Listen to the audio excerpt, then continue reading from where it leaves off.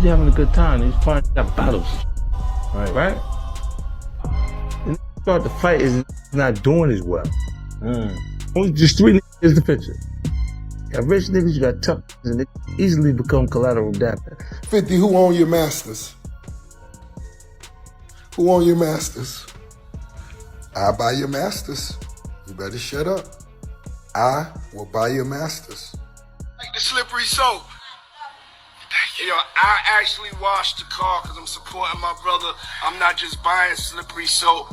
I'm actually using it myself. So, yo, just stay tuned to see Diddy and Rose wash a car. My brother, Ricky Rose. Ricky Rose, you a hustler, man.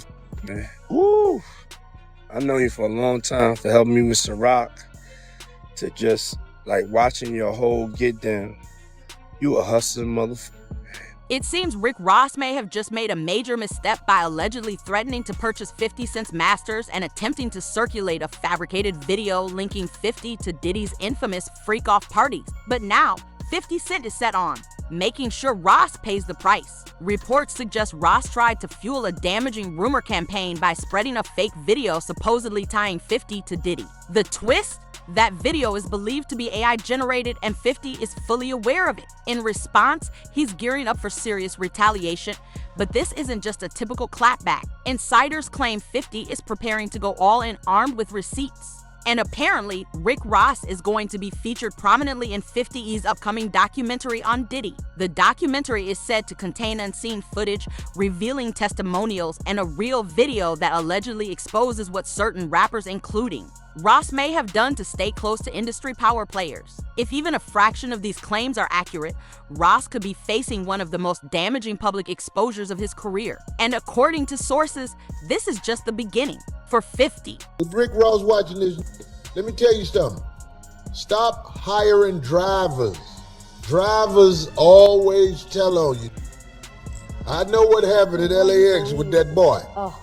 The tension between 50 Cent and Rick Ross is escalating once again. According to reports, Ross was allegedly behind an attempt to leak a doctored video showing 50 in a questionable situation with other men at an industry gathering. This move is believed to be part of Ross's retaliation over their long-running feud, especially following the disputes involving Big Meech and BM.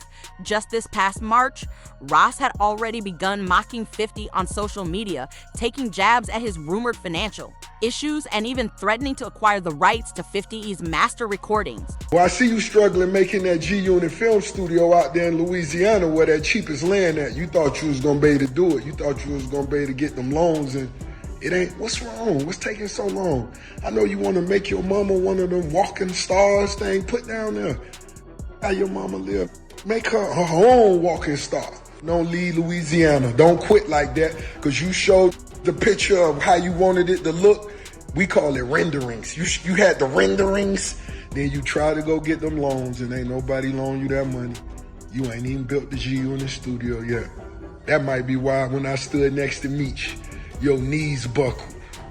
Your knees buckle. Put your back against the wall. Po nigga. You're po hustler. 50, who own your masters? Who own your masters? I buy your masters. You better shut up. I will buy your masters.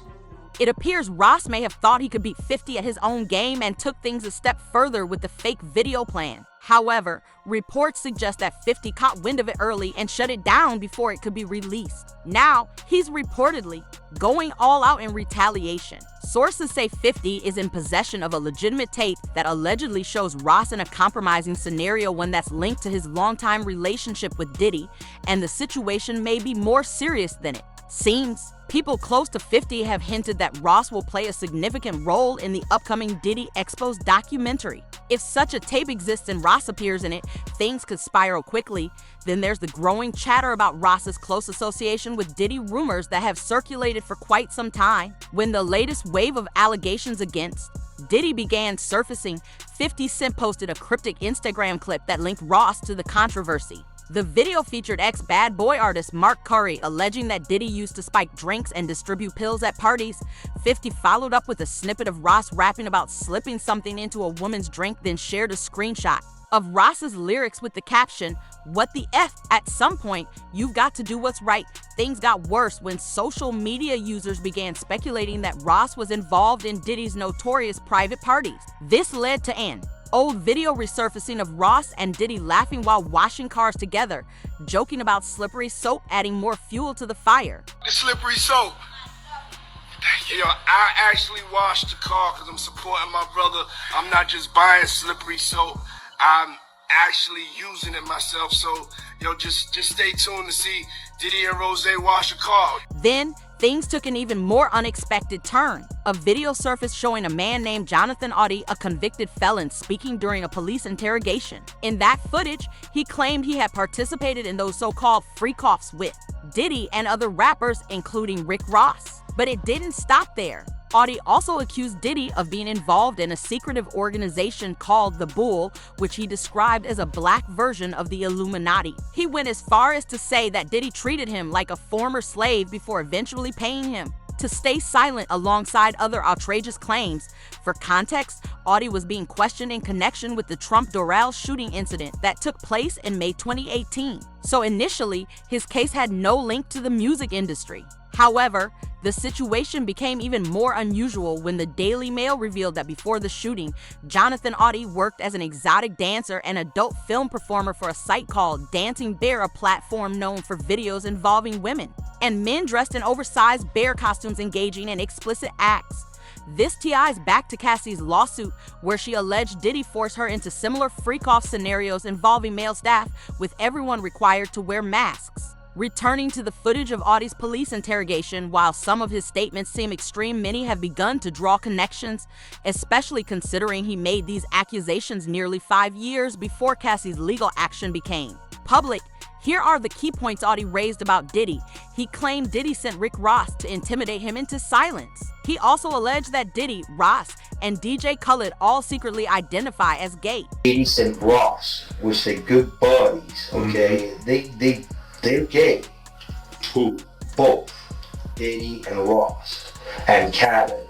They're all gay, okay? DJ Khaled, Rick Ross, yeah. and P. Diddy? Yeah. They all gay? Yeah. Gotcha. All right. But Jonathan didn't stop there. He escalated his claims, alleging that those freak-off sessions were actually secret rituals. He said the Illuminati uses them for mind control and even human sacrifices. He also referenced Bohemian Grove, a secluded retreat believed by conspiracy theorists to host secretive ceremonies involving powerful men doing disturbing things behind closed doors. They do satanic ritual, which is basically CIA mind programming techniques to their own family, kids, etc. They're on the crew, and they bond that way, okay? So they do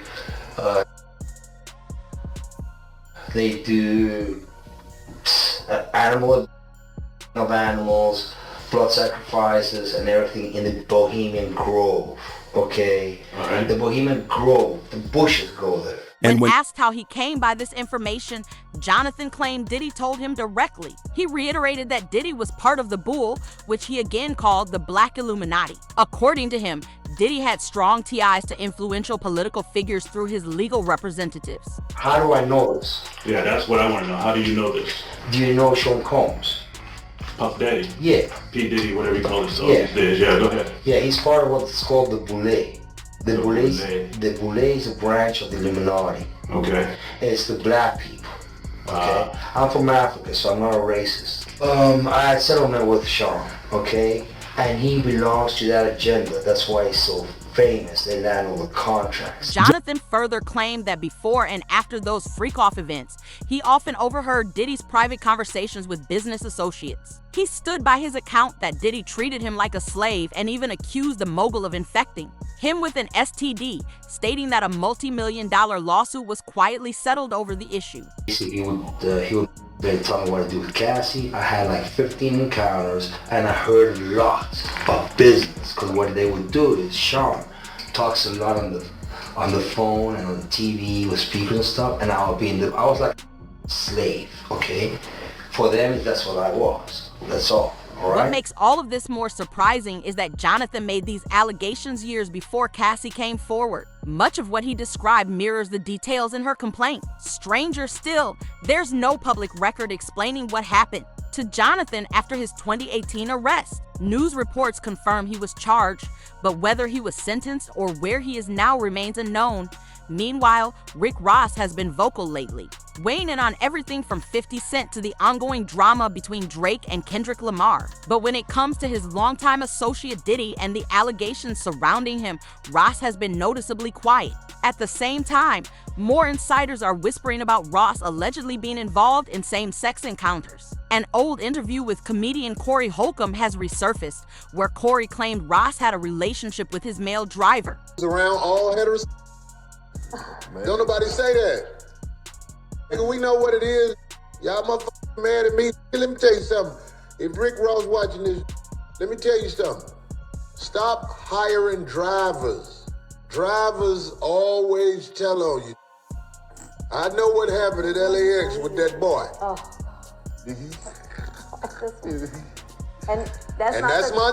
But just when it seemed like things couldn't get any more intense, Rick Ross's ex, Tia Kemp, entered the conversation and accused him of appearing in one of Diddy's freak-off tapes. She didn't hold back. Tia said, "No, Diddy, you scared. Now, huh? I know you're on those tapes. Freaky B, I know you are. A man with 10 kids isn't going to escape this. Why so quiet? Nobody cares about your Louis Vuitton clothes or sneakers. No one's interested in the Jets anymore. What's left now? Go over and hug Diddy. Ride that bike with him. You fat B yet again." Ross didn't respond. He stayed completely silent on the allegations. It's almost like whenever Diddy's name comes up in connection to Ross, he avoids the topic entirely. That said, Ross may have made a mistake by provoking 50 Cent, because if online rumors are accurate, 50 might finally get his long-awaited revenge for everything between them over the years. For some background, 50 Cent and Ross have been feuding since 2008. It all began at the Bet Awards, where Ross claimed he didn't like the way 50 looked at him. Ironically, 50 later said he didn't even realize Ross was at the event. But the beef really took off when Ross released his track Mafia Music, throwing heavy shade. He even made a veiled comment about a fire at the home of 50's baby mother, Shanika Tompkins, implying 50 might have been behind it. That obviously set 50 off. In classic 50 fashion, he responded with a diss track titled "Officer Ricky, Go Ahead, Try Me." The nickname came from a photo that had surfaced around that time, showing Ross in a correctional officer uniform. Ever since, 50 has relentlessly mocked him over it. Ross initially tried to deny the photo's authenticity, but after 50 released the diss, Ross couldn't avoid the topic any longer and eventually admitted it was real. Even then, Ross didn't back down. He stated, "Being a didn't hurt my street credibility or take away from who I am as a rapper. The things I rap about are real." He added, "The dope's real. The gun talk is real. That's what I live. That's reality." Still, it seemed 50's diss got under Ross's skin. Ross later called into Angela Yee's radio show just to criticize the track. Naturally, 50 fired back this time, not with music, but with a video titled "Warning Shot," where he claimed he was about to ruin Ross's life just for the entertainment. I'm deciding to f your life up. Rick Ross, I'm gonna f your life up. For fun. And 50 wasn't joking about the entertainment part. He began releasing Officer Ricky cartoon videos on his website every Saturday like it was an ongoing series. You think you lost your shoe deal because of me? Yes. It's because you're a cop, Rick. Nobody likes the cops, Rick. It's not my fault. Boss. But 50 didn't stop there. He also tracked down Ross's baby mother, Tia Kemp, convinced her to expose details about Ross's time as a correctional officer, and then took her on a shopping spree just to be extra petty. No, Rick, while he was working in law enforcement. He was a correction officer. So we're clear he was a correctional officer. Yes, he was. Ross didn't stay quiet either. He retaliated by going after 50's family, posting a photoshopped image of 50's son, Marquise, with his face edited onto a monkey's body. In response, 50 took things even further. He somehow obtained a private video that Ross's other baby mother, Lastonia Leviston, had filmed with her ex. Before leaking it, he even dubbed over the man's voice with his own. That move backfired badly. In 2015, a judge ordered 50 to pay Lastonia $5 million for releasing the tape, plus another $2 million in damages. Even after the legal loss, Ross kept the feud alive by dropping more diss tracks. Meanwhile, 50 took the conflict to another level. After Ross suffered 2 seizures in October 2011, 50 commented that while he wasn't wishing for Ross to die, he certainly wasn't offering any prayers either. The beef had gotten so serious that even some music industry insiders attempted to step in and ease tensions. But the truth is, this feud is far from over. 50 recently made it clear he would never respect someone who went from being a correctional officer to pretending to be a gangster rapper. Is there anything about Ross and his career that you'd have any respect for? Oh, no, there's nothing there. There's nothing there. I never wanted to work with him. You know, I understand from a perspective of someone who's just listening to what it sounds like. Yeah, I mean, he's a great rapper. But does it matter that he's a correctional officer? Does that ever matter? Does it matter? Even when artists, look at the irony of the artists that come under. So Meek. Right. Wale. Prison reform. And all of the wrongfully convicted and wrongfully treated people in the prison system. But now we want to hear from you. What's your take on that whole leaked tape situation? Did Ross overplay his hand trying to out-petty 50, thinking he could beat him at his own game? And what about this rumored real tape involving Ross and Diddy? If 50 decides to expose it all, could it be the end for Ross and his career? Drop your thoughts in the comments and stay tuned for what's coming next. Hit like if you're still watching and subscribe before the next big drop.